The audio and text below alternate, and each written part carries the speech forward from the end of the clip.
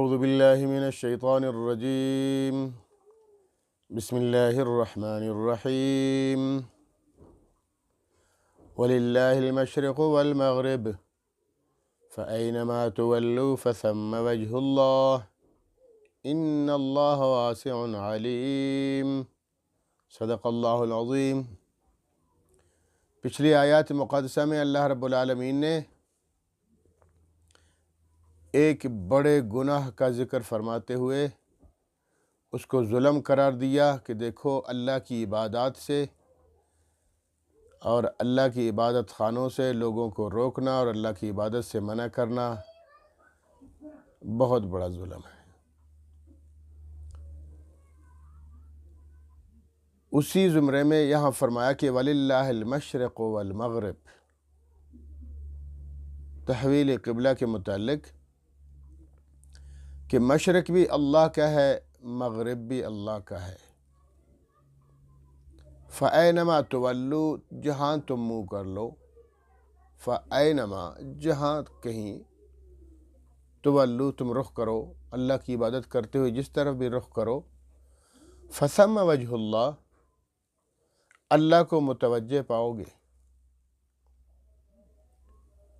اللہ رب العالمین نے اگر قبلہ بیت اللہ شریف کو قرار دیا اور 17 مہینوں کے لیے جب آپ مدینہ ہجرت فرما گئے، 17 مہینوں کے لیے بیت المقدس کو قبلہ قرار دیا، تو یہ ایک رخ دیا تمہیں جس سے تمہارے اندر اتفاق، اتحاد اور یگانگت ہو کہ اگر 5 بندے بیٹھے ہیں نماز پڑھ رہے ہیں، کسی نے مشرق کی طرف منہ کیا ہے، کسی نے مغرب کی طرف کیا ہے، کسی نے شمال اور جنوب کی طرف کیا ہے، تو اس میں یگانگت نہیں ہے، اتحاد و اتفاق نہیں ہے۔ اللہ کو چاہیے کہ تم اتفاق سے اور اتحاد سے رہو، متفق بنے رہو، اس لیے ایک رخ دیا۔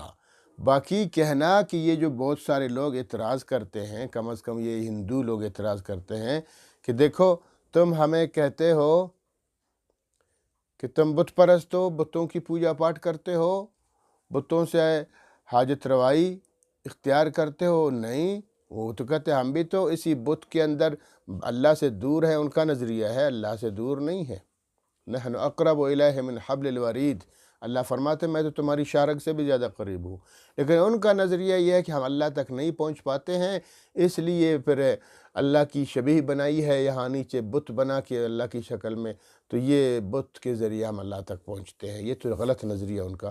لیکن وہ سوال پھر یہ کرتے ہیں کہ دیکھو ہم اگر بت پرستی کرتے ہیں تو تم خانہ پرستی کرتے ہو، خانہ کعبہ پرستی کرتے ہو، بیت اللہ پرستی کرتے ہو، وہاں جا کے اس کا طواف کرتے ہو، اس کی عبادت کرتے ہو، تو یہ سیدھی بات ہے، یہ جھوٹی بات ہے، یہ الزامی بات ہے۔ بھائی ہم مسلمان، ہمارا نظریہ الحمدللہ ہم اللہ کے سوا کسی کی عبادت نہیں کرتے ہیں، اللہ نے کہا رخ اس طرف کرو تو ہم کر دیتے ہیں۔ باقی رہی تمہاری بات، اس میں شرک بھی نہیں ہے، قطعاً شرک نہیں ہے، سیدھی بات ہے۔ دیکھو ہندو لوگ کیا کرتے ہیں؟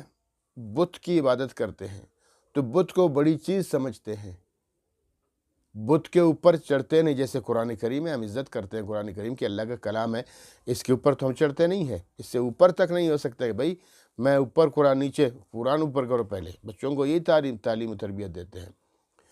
تو ان کے نزدیک بھی یہ جو ان کے بت ہوتے ہیں وہ تو بڑے متبرک سمجھتے ہیں ان کو، لہٰذا ہمارا دیکھو نظریہ، خانہ کعبہ پتھروں کا بنا ہوا ہے، اللہ کا حکم ہے اس طرف کرو، رخ اس طرف کرو، نماز پڑھو، ہم کرتے ہیں۔ باقی رہی بات اس کے اوپر تو ہم چڑھتے بھی ہیں۔ اللہ کے رسول صلی اللہ تعالی وسلم نے مکہ فتح فرمانے کے بعد کیا فرمایا حضرت بلال سے؟ بلال چڑھو خانہ کعبہ کے اوپر، اذان دو۔ تو خانہ کعبہ کو ہم معبود سمجھتے تو اس کے اوپر چڑھ جاتے؟ نہیں بھائی، وہ ہمارا معبود نہیں ہے، ہمارے معبود نے فرمایا اس کی طرف رخ کر دو، ہم کر دیتے ہیں۔ ہمارا معبود ہوتا تو ہم اس کے اوپر چڑھتے نا، خود اللہ کے رسول نے فرمایا، تو لہٰذا یہ ان کی غلط فہمی ہے۔ اچھا، پھر رہی بات یہ، عجیب نبی ہے، کبھی منہ اس طرف کرتا ہے خانہ کعبہ کی طرف، کبھی جناب بیت المقدس کی طرف۔ یاد رکھیے جب اللہ کے رسول صلی اللہ تعالی وسلم مکہ شریف میں ہوتے تھے تو خانہ کعبہ کے ایک ایسے مقام پہ کھڑے ہو جاتے تھے کہ جہاں خانہ کعبہ بھی سامنے ہو اور بیت المقدس بھی ہو، احتراماً دونوں کو قبلہ بنا کے کھڑے ہو کے نماز پڑھتے تھے۔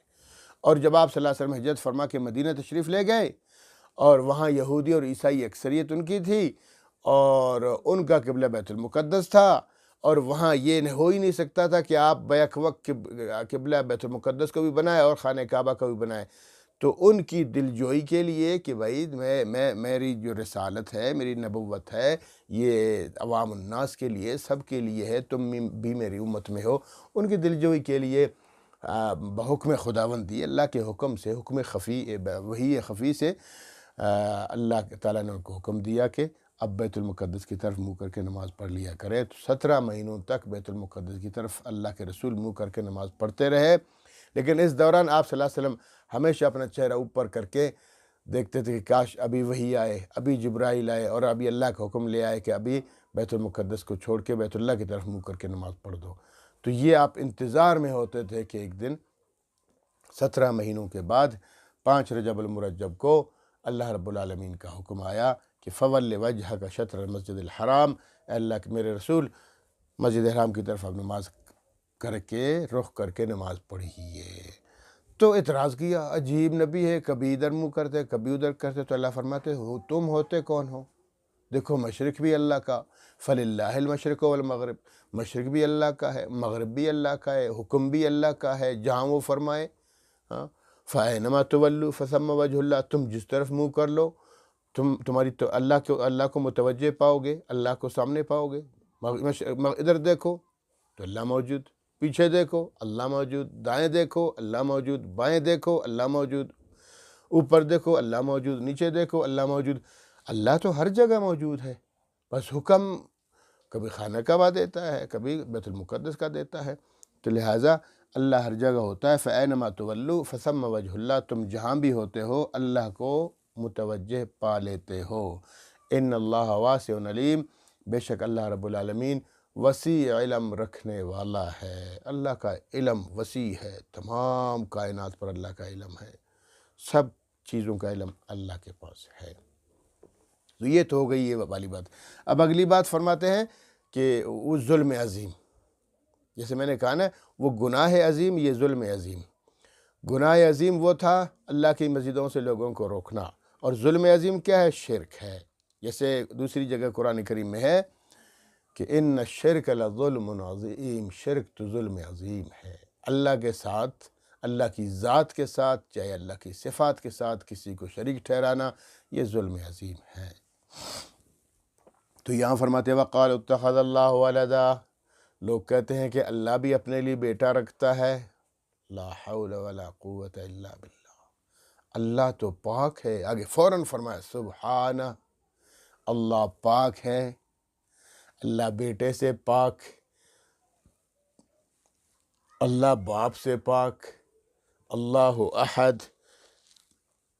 کل میرے پیغمبر فرما دیجئے، ان کے ذریعے پھر ہمیں بھی حکم ہے، ہاں سب کہو، قل کہہ دو، اللہ ایک ہے، اللہ احد، اللہ اکیلا ہے، لم یلد ولم یولد، نہ اللہ نے کسی کو جنا، نہ اللہ کسی سے جنا گیا، نہ اللہ کا کوئی بیٹا، نہ اللہ کسی کا بیٹا، نہ اللہ کسی کا باپ، نہ اللہ کا کوئی باپ، لہٰذا ولم یکن لہ، اللہ الصمد اور بے نیاز ذات، ولم یکن لہ کفوا احد، اللہ کا کوئی ہمسر نہیں، کوئی کف نہیں، کوئی شریک نہیں، کوئی برابر نہیں، اللہ وحدہ لا شریک ہے، اللہ جیسا کوئی نہیں۔ وہ تمہاری طرح تھوڑا ہی ہوتا ہے کہ اللہ کے بھی بیٹے ہوں، جیسے تمہارے بیٹے ہوتے ہیں، تمہارے بچے ہوتے ہیں۔ عجیب تم لوگوں نے نظریہ رکھا ہوا ہے۔ اور بھئی انسانوں، تم مت سمجھو کہ اللہ تم جیسا ہے، جنوں تم بھی یہ نہ سمجھو، نہ اللہ جنوں کی طرح ہے، نہ اللہ انسانوں کی طرح ہے، نہ اللہ رب العالمین فرشتوں کی طرح ہے۔ اللہ تو وراء الورا ہے، وہ ہماری فہم و فراست سے بھی بالا تر ہے۔ یہ ایک اصطلاح ہے، علماء کرام کی اصطلاح ہے اور مشائخ کرام کی اصطلاح ہے، عارف باللہ جسے کہتے ہیں، عارف باللہ۔ دیکھو عام تو آپ نے اب سنا ہوگا نا، عالم، عالم کیسے کہتے ہیں؟ عالم دین، جس نے علم حاصل کر دیا، قرآن کریم کا علم حاصل کیا، علوم دینی سارے حاصل کر لے، وہ بہت بڑا عالم بن جائے گا، پھر وہ بہت بڑا علامہ بن جائے گا، پھر مفتی اور قاضی اور بہت القابات سے نوازا جائے گا۔ یہ تو عالم ہوتا ہے۔ اور ایک ہوتا ہے عارف باللہ۔ عارف باللہ کسے کہتے ہیں؟ اللہ کی پہچان۔ عارف کا مطلب متعارف ہونا، پہچان لینا اللہ کو۔ عارف باللہ ہر کوئی نہیں ہوتا۔ عارف باللہ ہونے کے لیے سب سے پہلے عالم ہونا ضروری ہے۔ پہلے علم حاصل کرے، خوب دینی علم حاصل کرے۔ دینی علوم حاصل کرنے کے بعد اب وہ اللہ رب العالمین کی اطاعت و فرمان برداری اور تقوی اور پرہیزگاری میں اتنا مگن رہے اور اتنا شغف ہو اس کو کہ چلتے چلتے چلتے وہ ایک ایسے مقام پہ پہنچ جاتا ہے کہ وہ اللہ رب العالمین کی ذات عالیہ کو سمجھ جاتا ہے، پا لیتا ہے اللہ پاک کو کہ اللہ کیا ہے، اللہ کیا چیز ہے۔ ہمیں تو یہی پڑھا گیا نا، ہمارے والدین نے بتایا اللہ ایک ہے، اللہ بہت بڑا ہے، اللہ وحدہ لا شریک ہے، اللہ کا کوئی شریک نہیں، اللہ کا کوئی بیٹا نہیں، وغیرہ وغیرہ جو ہمیں عقائد سکھا دیے گئے ہمارے اساتذہ نے، ہمارے والدین نے، ہمارے معاشرے نے، تو ہم نے اللہ پاک کا وہی تصور ذہن میں رکھا۔ بس اتنا سا ہے نا، وہ آگے تو ہمیں علم نہیں کہ اللہ کیسے ہوتا ہے، وہ اللہ کس کو پتہ ہے؟ وہ عارف باللہ کو پتہ ہوتا ہے۔ یہ جو اولیاء کرام ہیں نا، بڑے بڑے اولیاء ہیں، یہ اسی وجہ سے تو محنت کرتے ہیں، اللہ کی معرفت تک پہنچ جاتے ہیں، خدا کو پہچان لیتے ہیں، پھر اسی خدا سے سبحان اللہ و بحمدہ سبحان اللہ العظیم۔ بہت بڑی ذات ہے اللہ رب العالمین کی، اس کے ساتھ عشق، اللہ کے ساتھ محبت، اللہ کے ساتھ عقیدت، اللہ کے ساتھ احترام، وہ بڑے لوگوں کا کام ہے۔ ہم تو اللہ کو پہچانتے بھی نہیں، بس ایک نظریہ چھوٹا سا دیا گیا ہمیں، بس عقیدہ الحمدللہ ہمارا درست ہونا چاہیے کہ اللہ وحدہ لا شریک ہے۔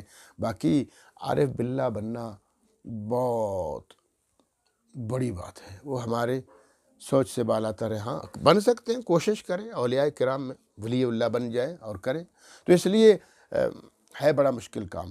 تو عارف باللہ ہونا بہت بڑا کام ہے، لیکن اتنا تو نظریہ رکھو نا کہ بھئی شرک تو نہ کرو اللہ کی ذات کے ساتھ، اللہ کی صفات کے ساتھ ظالمو، اتنا بڑا ظلم تو نہیں کرو۔ اللہ فرماتے ہیں وقالوا، کہتے ہیں اتخذ اللہ ولدا، لوگ کہتے ہیں اللہ بھی بیٹا رکھتا ہے، اللہ کا بیٹا بھی ہوتا ہے، بنا لیا ہے، اتخذ بنا لیا ہے، اللہ نے ولدا بیٹا، اللہ نے بھی بیٹا بنا لیا ہے۔ لا حول ولا قوت الا باللہ، سبحانہ، پاک ہے وہ، فوراً فرمایا سبحانہ، سبحانہ پاک ہے وہ تو پاک ہے، اور تمہاری طرح تھوڑا یہ کہ وہ اولاد پیدا کر بیٹھے، چھوٹے کہیں کے، ایسا نہیں ہے۔ یہ مختلف نظریات ہیں نا، یہودیوں کے نظریات اور عیسائیوں کے یہودی کیا کہتے ہیں؟ وقالت الیہود عزیر ابن اللہ، سورہ توبہ میں ہے وقالت الیہود عزیر ابن اللہ، یہودی کہتے ہیں عزیر علیہ السلام اللہ کا بیٹا، وقالت النصارى المسیح ابن اللہ، اور عیسائی کہتے ہیں کہ عیسیٰ علیہ السلام اللہ کا بیٹا، جھوٹے کہیں کے۔ اور وجعلوا الملائکۃ الذین هم عباد الرحمن اناثا، سورہ زخرف میں ہے کہ بہت سارے لوگوں نے اللہ کے بندوں میں سے کچھ مؤنث بنا رکھے ہیں، کچھ لڑکیاں بنا رکھی ہیں، فرشتوں کو مشرکین پر کہتے ہیں کہ فرشتے اللہ کی بیٹیاں ہیں، لڑکیاں ہیں۔ عجیب لوگوں کے نظریات ہیں، گندے گندے عقائد۔ تو ایک جگہ فرمایا کہ فقالوا اتخذ الرحمن ولدا، وقالوا اتخذ الرحمن ولدا، کہ لوگ کہتے ہیں کہ اللہ رب العالمین بھی اپنے لیے بیٹا بنا لیتا ہے۔ لقد جئتم شیئا ادا، اللہ فوراً فرماتے تم لوگوں نے بہت بری بات کی، بہت گندی بات کی، گندا نظریہ ہے، غلیظ نظریہ تمہارا کہ اللہ بھی بیٹا بنا لیتا ہے، ایسا نہیں ہے۔ تکاد السماوات، قریب ہے کہ آسمان ریزہ ریزہ ہو جائے تمہاری ایسی بات کہنے سے۔ تکاد السماوات یتفطرن منہ، تمہاری ایسی گندی باتیں کرنے سے تو قریب ہے کہ آسمان پھٹ جائے۔ وتنشق الارض، اور زمین پھٹ جائے، ریزہ ریزہ ہو جائے۔ وتخر الجبال، وتخر الجبال حدا، اور جبال پہاڑ، اور پہاڑ بھی ہل جائیں، ٹکڑے ٹکڑے ہو جائیں۔ کتنی گندی بات کر دی تم۔ ان دعوا للرحمن ولدا، ان دعوا للرحمن ولدا، یہ کہ تم اللہ کے لیے بیٹے بنا لیتے ہو، اولاد بنا لیتے ہو، بہت بری بات ہے۔ اللہ کو غصہ آتا ہے ایسی بات کرنے سے۔ یہ سورہ مریم میں یہ ساری آیتیں ہیں۔ تو اس لیے عقیدہ اپنا غلط مت بناؤ۔ اللہ اولاد سے پاک ہے، اس لیے فرمایا سبحانہ، اللہ پاک ہے، پاکیزہ ذات ہے، اولاد سے پاک، ماں باپ سے پاک، بہن بھائی سے پاک، رشتہ داروں سے پاک، کھانے پینے سے پاک، چلنے پھرنے سے پاک۔ اللہ ہم جیسا نہیں ہے، بس یوں عقیدہ رکھے، اللہ ہماری طرح نہیں ہے۔ جو اپنا تعارف کراتے ہیں قرآن کریم میں، اس پر یہ عقیدہ رکھنا چاہیے کہ اللہ ایسی ذات ہماری طرح نہیں ہے۔ اس لیے فرمایا سبحانہ، وہ پاکیزہ ذات ہے۔ یہ قاری طیب رحمۃ اللہ علیہ کے عجیب واقعہ لکھتے ہیں، کہتے ہیں انڈیا میں ایک چوراہے پر ایک یہ پادری تقریر کر رہا تھا، سارے عیسائی جمع تھے، تو وہ یہی کوشش کر رہا تھا کہ اللہ عیسیٰ علیہ السلام اللہ کا بیٹا ہے، ان کا نظریہ ہے نا۔ تو کہتے ہیں وہاں سے ایک طالب علم مدرسے کا گزر رہا تھا، بغل میں کتاب لگا کے جا رہا تھا، تو اس نے دیکھا یہ کیا کہہ رہا ہے، اللہ کا بیٹا عیسیٰ علیہ السلام؟ عیسیٰ علیہ السلام تو اللہ کے پیغمبر ہیں، رسول ہیں، بیٹا کہاں سے ہو گیا؟ تو جھوٹ بول رہا ہے۔ غصہ آ گیا، چونکہ وہ بیچارہ طالب علم تھا، جتنا اس نے پڑھا تھا، وہ گیا، اس نے چیلنج کیا، یہ کیا کہہ رہے ہو؟ اس نے کہا میں صحیح کہہ رہا نا، تم کہو نا تو میں مسلمان ہوں۔ اچھا آ جاؤ ادھر آؤ، بات کرتے ہیں۔ وہ سامنے کہتے ہیں کوئی ترکھان شرکان کی دکان تھی، وہ دیکھ رہا تھا ماجرا، اس نے دیکھا یہ تو طالب علم ہے، وہ اپنے مذہب کا گرو گھنٹال ہے، وہ تو جیت جائے گا، پھر یہ ہار جائے گا، پھر یہی تصور کیا جائے گا کہ مسلمان ہار گئے۔ وہ بھاگتا ہوا فوراً آیا اور طالب علم کو ہٹایا، ہٹو بھائی جان، آپ عالم ہو، آپ دین کا علم رکھنے والو، یہ بندہ جو اللہ کے لیے بیٹا کہتا ہے یہ جاہل ہے، میں بھی جاہل ہوں، میری دکان ہے، مجھے علم شلم نہیں آئے، آپ تو ایک عالم ہو، آپ کسی عالم سے جا کے بات کرو، یہ جاہل ہے، جاہل سے جاہل نہیں مٹ سکتا ہے۔ اگلے کو غصہ آیا، کہتا تو مجھے جاہل کہتا، تو ہے ہی جاہل، جو اللہ کے لیے بیٹا بناتا ہے وہ جاہل نہیں تو اور کیا ہے؟ تو اچھا وہاں بات کرو، کہتے کیا کہنا چاہتے ہو؟ کہتے ہیں عیسیٰ علیہ السلام اللہ کا بیٹا ہے۔ کہتا ہے اچھا ٹھیک ٹھیک، اچھا تو یہ بتاؤ کتنے بیٹے ہیں اللہ کے؟ کہتا ہے ایک بیٹا۔ اچھا ایک بیٹا، اللہ کی عمر کتنی ہے؟ وہ مسلمان وہ ترکھان پوچھ رہا، کہتا ہے اللہ تو ابدی، اللہ ازلی، کوئی عمر شمر نہیں ہے، بہت لمبی عمر، مطلب یہ کہ وہ پہلے سے تھا آخر تک ہے، ابدی اور ازلی۔ اچھا مطلب بہت لمبی عمر ہے، اتنی ساری عمر میں اللہ نے ایک بیٹا پیدا کیا، بس تم اپنی عمر بتاؤ۔ پادری سے پوچھا، کہتا ہے میری عمر 52 سال ہے۔ بچے کتنے؟ کہتے ہیں 12 بچے۔ واہ جی واہ، 52 سال میں 12 بچے پیدا کر لیے، اور اللہ رب العالمین اتنی بڑی عمر رکھنے کے باوجود صرف ایک بیٹا؟ کیسے ہو سکتا؟ تیری عمر 52 سال، بچے تیرا 1 درجن، اور اللہ رب العالمین کی اتنی لمبی چوڑی عمر جو ابدی اور ازلی ہے، اور بیٹا صرف ایک۔ اگر اللہ کی اولاد ہوتی، اللہ کے بیٹے ہوتے تو ایک نہیں، ظالم جھوٹ مت بولو، پھر اربوں خربوں ہوتے ہیں، بے شمار بچے ہوتے اللہ کے۔ یہ تو تم نے الزام لگایا اللہ رب العالمین پر کہ ایک بیٹا ہو گیا۔ او بیچارہ پھنس گیا۔ تو عقل کا تقاضا بھی یہ ہے کہ اللہ کی اولاد نہیں ہے، اگر اللہ کی اولاد ہوتی تو کئی بہت ساری اولادیں ہوتی، ٹھیک ہے؟ تو اس لیے فرمایا وقال اتخذ اللہ، لوگ کہتے ہیں کہ اللہ نے بھی بنا لیا ہے اپنے لیے ولدا، بیٹا، سبحانہ، اللہ پاک ہے، پاکیزہ ذات ہے۔ لہذا آگے فرمایا کہ بل لہو ما فی السماوات والارض، ہاں یہ بات ضرور ہے، بلکہ لہو اسی کی ہے، ما فی السماوات جو کچھ آسمانوں میں ہے، والارض زمین میں جو کچھ آسمانوں میں ہے، ما جو کچھ، فی میں، سماوات آسمانوں، جو کچھ آسمانوں میں ہے، والارض زمین میں ہے، جو کچھ آسمان و زمین میں سب کچھ اللہ کا ہے، ساری ملکیت اللہ کی ہے۔ ہاں یہ ضرور ہے، ساری علویات سفلیات سب کا مالک اللہ ہے۔ جب سب کا مالک اللہ ہے، ان سب کو وجود میں لانے والا، پیدا کرنے والا اللہ ہے، تو یہ ملکیت ضرور ہے۔ باقی یہ اللہ کے لیے عیب ہے کہ اللہ کا بیٹا ہونا۔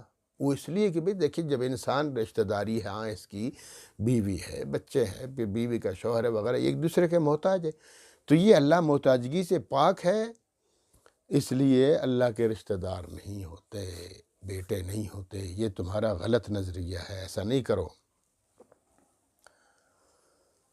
ساری ملکیت اللہ کی۔ کل لہو قانتون، کل لہو قانتون، ہر چیز، کل ہر لہو اسی کی، یعنی ہر چیز لہو اسی کی قانتون اطاعت کرتی ہے، ہر چیز اللہ کی اتباع اور فرمان برداری کرتی ہے، چاہے زبردستی کرے چاہے خوشی سے کرے، سب اللہ کی عبادت میں لگے رہتے ہیں۔ ہاں اپنے اوپر ہم قیاس نہیں کر سکتے ہیں کہ ہو سکتا ہے کوئی کہے یار یہ عجیب بات ہے، کل اللہ قانتون، اللہ فرماتے ہیں سب اللہ کی عبادت کرتے ہیں، سب اللہ کی اتباع کرتے ہیں، سب اللہ کی فرمان برداری ہاں کرتے ہیں، وہ تو لوگ نہیں کر رہے ہیں، کافر لوگ نہیں کر رہے ہیں، منکر لوگ نہیں کر رہے ہیں۔ تو انسان کے لیے دیکھو اللہ رب العالمین نے صرف انسان کو، باقیوں کو نہیں، انسان کو مختار کل بنایا ہے، جنات اور انسان دونوں کو۔ فرشتے تو وہ عبادت کے سوا کچھ نہیں جانتے، حیوانات کے لیے بھی اللہ پاک نے عبادتیں مخصوص کی ہیں، ہم نہیں سمجھتے ان کی عبادت، وَلَٰكِن لَا يَفْقَهُونَ تَسْبِيحَهُمْ، جیسے میں نے قرآن کریم میں دوسری جگہ ہے۔ لیکن انسان اور جنات یہ مختار کل ہیں۔ مختار کل کا کیا مطلب ہے؟ بھئی تمہیں کھلی چھوٹ ہے، جو کرتے ہو کرو، کفر کرتے ہو بھی کرو، ایمان لاتے ہو بھی لے آؤ، عبادت کرتے ہو کرو، نہیں کرتے ہو نہ کرو، ٹھیک ہے؟ تمہیں مکمل اختیار دے دیا گیا ہے۔ ہاں یہ ضرور ہے کہ فمن شاء فلیکفر ومن شاء فمن شاء فلیؤمن ومن شاء فلیکفر، آج یہ ضرور ہے، تمہاری منشا کفر کر دو، تمہاری منشا ایمان لے آؤ، جو تمہاری مرضی ہے۔ ایمان لاؤ گے تو اللہ رب العالمین راضی ہو جائیں گے، قیامت کے دن جنت عطا فرمائیں گے، اور کفر کرو گے ناراض ہو جائیں گے اور جہنم میں ڈال دیں گے۔ لیکن اختیار تمہیں دیا گیا ہے، اسی وجہ سے تو فرمایا کل اللہ قانتون، ہر چیز اللہ کی اطاعت کرنے والی ہے۔ بدیع السماوات والارض، اللہ ہی پیدا کرنے والا ہے آسمانوں کو، والارض زمین کو، اللہ ہی پیدا کرنے والا ہے۔ بدی کا مطلب ابتدا کرنے والا، بدی بدعت کو بھی یہی کہتے ہیں نا۔ دیکھو شریعت اسلام کس کو کہتے ہیں؟ جو اللہ کے احکامات ہیں قرآن کریم میں، جو رسول اعظم صلی اللہ علیہ وسلم کے فرمودات ہیں احادیث مبارکہ میں، یہ ہمارے لیے نص قطعی ہے اور ثبوت ہے، دلیل کے طور پر ہم پیش کر سکتے ہیں۔ البتہ علماء کہتے ہیں کہ صحابہ کرام اور اجماع امت میں جو مسئلہ ہے وہ بھی ہمارے لیے ثبوت ہے۔ پھر ایک مسئلہ جو ہمیں سمجھ نہیں آ رہا، نیا مسئلہ دنیا میں ایجاد ہو گیا، اب اس کو ہم کیا کریں؟ تو اس کو پھر جو دینی مسائل ہیں، ہمارے بڑے بڑے مجتہدین ہیں، علماء ہیں، وہ اجتہاد کرتے ہیں، ایک مسئلے کو دوسرے پہ قیاس کرتے ہیں، تو یہی نا قرآن، حدیث، اجماع اور قیاس، یہ چار مسئلے تو ہیں، اس کے علاوہ تو کوئی ثبوت نہیں ہمارے پاس۔ لہٰذا یہ چیز ہو گئی۔ ان کے علاوہ کوئی بدعت اگر آ جاتی ہے اسلام میں، وہ بدعت ہے کہ بھئی اسلام میں اس کا پہلے سے کوئی تصور نہیں ہے، نہ اللہ کے رسول نے کیا، نہ اللہ نے فرمایا، اور نہ صحابہ کرام نے وہ عمل کیا، ہم آج کل وہ عمل کرتے جا رہے ہیں، ٹھیک ہے؟ تو یہاں لہٰذا یہ ایک بدعت ہے، بدعت۔ تو اس بدعت کا مطلب یہ ہے کہ ایک ایسا عمل کرو جو شریعت میں نہیں ہے اور اس کا بھی ایجاد ہوگی، شروع کر دیا، تو یہ بدعت ہے۔ بدعت کے بارے میں سخت وعیدیں ہیں کہ قیامت کے دن اللہ رب العالمین اس بندے کی شفاعت نہیں فرمائیں گے، سحقن فرمائیں گے، ہاں پیچھے ہٹاؤ، اس کو پیچھے ہٹاؤ، اس نے میرے بعد میرے دین میں اختراع کیا، میرے دین میں بدعات پھیلائی۔ اللہ رب العالمین ہمیں سمجھنے کی توفیق عطا فرمائے، بدعات سے ہمیں دور فرمائے۔ تو بدی کا مطلب ہے ابتدا کرنا، بدیع السماوات، پہلے آسمان نہیں تھے، اللہ نے پہلے ہی شروع سے ہی بنا دیا، والارض زمین کو۔ وَإِذَا قَضَى أَمْرًا فَإِنَّمَا يَقُولُ لَهُ كُن فَيَكُونُ، جب بھی وہ اِذَا قَضَى أَمْرًا، جب بھی وہ حکم فرماتے ہیں کسی کام کا، وَإِذَا، اور جب قضا فیصلہ فرماتے ہیں، امرًا کسی کام کے بارے میں اللہ رب العالمین جب فیصلہ فرما دیتے ہیں تو ہماری طرح تھوڑا یہ ہے کہ ہم جو مخلوقات ہیں جناب وہ اعلان کرتے ہیں، دوستوں کو جمع کرتے ہیں، پھر مستری لے آتے ہیں، پھر جناب اسباب جمع کرتے ہیں، آلات لے آتے ہیں، پھر جناب کھدائی کرتے ہیں، پھر آہستہ آہستہ یہ مکان بن جائے گا، یا کوئی بھی کام کرتے ہیں تو اسی طرح نہیں، اللہ ایسا نہیں ہے۔ اللہ کسی کا محتاج نہیں ہے، اللہ قادر مطلق ہے، بڑی قدرت رکھنے والا ہے۔ وَإِذَا قَضَىٰ أَمْرًا، اللہ رب العالمین کسی امر کا، کسی کام کا جب حکم فرماتے ہیں، فیصلہ فرماتے ہیں تو وہ کیا کرتے ہیں؟ فَإِنَّمَا يَقُولُ، تو یقیناً وہ کہتے ہیں، فَإِنَّمَا یقیناً يَقُولُ، وہ فرماتے ہیں لہو، اس کام سے، کن، کام ہو جا، فیکون، وہ ہو جاتا ہے، بس۔ اللہ رب العالمین صرف حکم فرماتے ہیں، کن، بن جا، فیکون، وہ کام بن جاتا ہے۔ یہ ہے ہمارے رب کی قدرت، بہت بڑی قدرت ہے۔